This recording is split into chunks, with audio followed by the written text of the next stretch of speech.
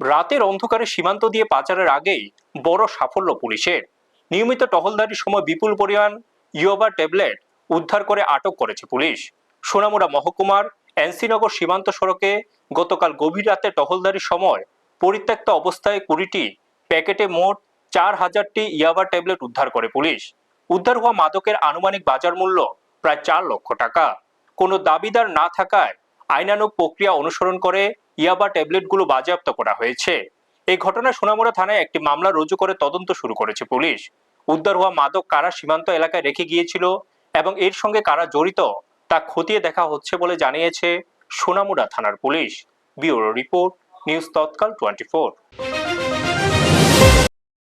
हमारा सोनामुरा पीएस के अंतर्गत जो एनसी नगर बॉर्डर रोड है, यहाँ पर पेट्रोलिंग के वक्त 1 पैकेट याबा टैबलेट रिकवर किया है, जिसमें ये जो पैकेट है ये एक ट्री में कंसील करके रखा था।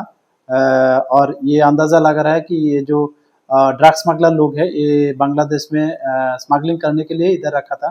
तो ऑन द स्पॉट ये सीज किया गया है after observing all legal formalities. और इसका जो वेट है कुल मिला के 400 ग्राम, और इसका जो क्वांटिटी है टोटल 4000 याबा टैबलेट है।